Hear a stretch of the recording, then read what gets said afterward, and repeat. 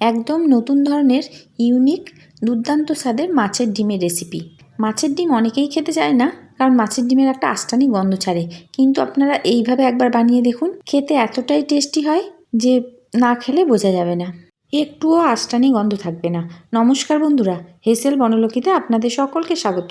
মাছের ডিমের ওপরে যে পাতলা চামড়াটা থাকে, প্রথমেই সেই চামড়াটা ছাড়িয়ে ফেলে দিয়ে এর মধ্যে দিয়ে দিচ্ছি অর্ধেকটা লেবু রস। এখানে 200 গ্রাম মাছের ডিম আছে, তার জন্য অর্ধেকটা লেবু দিলাম। লেবুর রসটা কিন্তু দিতেই হবে, তাহলে আস্তানি গন্ধটা একদম চলে যাবে।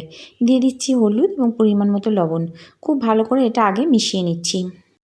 এখন এর মধ্যে দিচ্ছি হাফ চামচ গোটা ধনে। গোটা ধনেরটা কিন্তু অবশ্যই দেবেন, তাহলে মুখে পড়ার সঙ্গে খুব সুন্দর একটা সেন্ট উঠবে। দিলাম অল্প একটু জিরে গুঁড়ো, ধনে গুঁড়ো, অল্প একটু লঙ্কা গুঁড়ো, ছোটো পেঁয়াজের অর্ধেকটা কুচি করে কেটে দিয়েছি, আর 1 চামচ বেসন। এখন এটাকে খুব ভালোভাবে মিশিয়ে নিতে হবে। চামচ দিয়ে খুব ভালো করে মেশানো যাচ্ছিল না বলে আমি হাত দিয়ে খুব ভালো করে ফেটিয়ে নিচ্ছি, কারণ হাত দিয়ে যত ভালোভাবে ফেটানো হবে এটা তত নরম হবে। গরম ভাতের সঙ্গে রেসিপিটা খেতে দারুণ লাগে।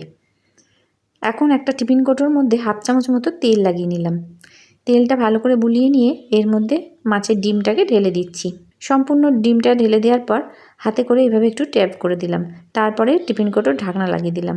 মাছের ডিম ফেটিয়ে নেওয়ার সময় জল গরম করতে দিয়েছিলাম। এখন একটা স্ট্যান্ড বসিয়ে কৌটোটা চাপিয়ে দিলাম। তা একটু জলটা কম লাগছে বলে আর একটু জল দিয়ে দিলাম, তবে জল যেন টিফিন কৌটোর ভিতরে ঢুকে না যায় সেদিকে খেয়াল রাখতে হবে। ঢাকা দিয়ে আমি 15 মিনিট স্টিম করে নিয়েছি। দেখুন 15 মিনিট পর এটা খুলে দেখাচ্ছি। এই ডিমটা এখন হয়ে গেছে। এখন সারাশি দিয়ে এটাকে বার করে নিচ্ছি।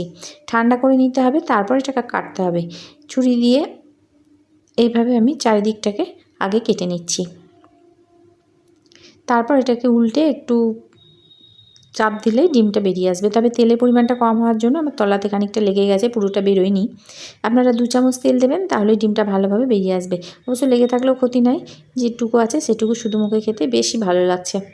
লেবু দেওয়ার জন্য একটু আস্তানি গন্ধ ছাড়ছে না। এখন এটাকে আমি পিস করে কেটে নিচ্ছি।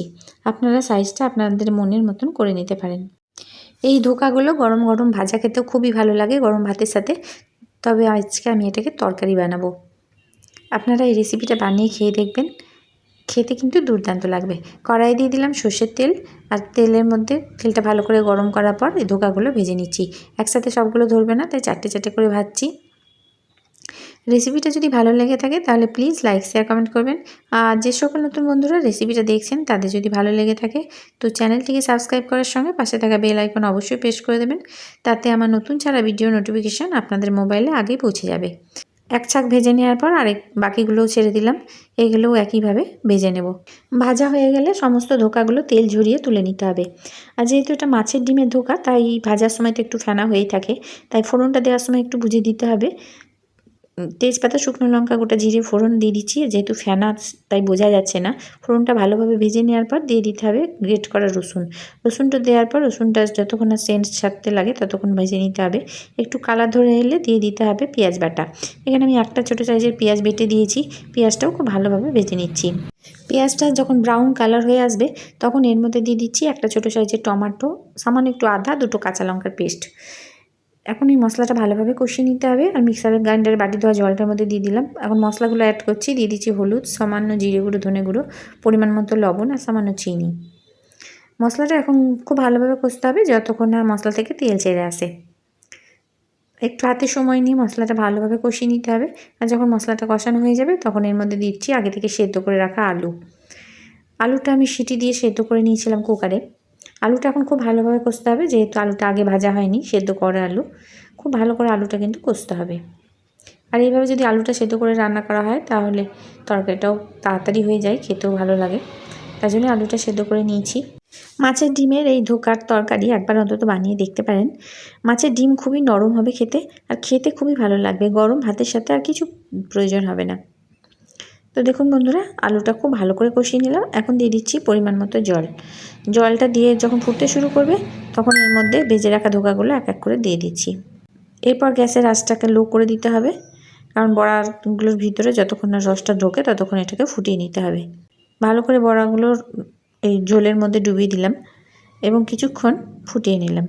এরপর এর মধ্যে দিচ্ছি 1 চামচ মতো ঘি, আর দিচ্ছি শাহি গরম মশলা।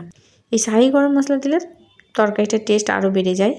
সামান্য একটু গরম মশলা দিয়ে দিলাম। এখন খুব ভালো করে একসাথে আরেকবার মিশিয়ে নিতে হবে। এখন লো ফ্লেমে আরও 1 মিনিট ফুটিয়ে নিচ্ছি, তাহলে রেসিপিটা তৈরি হয়ে যাবে। আর রেসিপিটা যদি আপনাদের ভালো লেগে থাকে তাহলে প্লিজ লাইক, শেয়ার, কমেন্ট করবেন। আর যে সকল নতুন বন্ধুরা রেসিপিটা দেখছেন তাদের যদি ভালো লেগে থাকে তো প্লিজ চ্যানেলটিকে সাবস্ক্রাইব করার সঙ্গে পাশে থাকা বেল আইকন অবশ্যই প্রেস করে দেবেন, তাতে আমার নতুন ছাড়া ভিডিও নোটিফিকেশান আপনাদের মোবাইলে আগে পৌঁছে যাবে।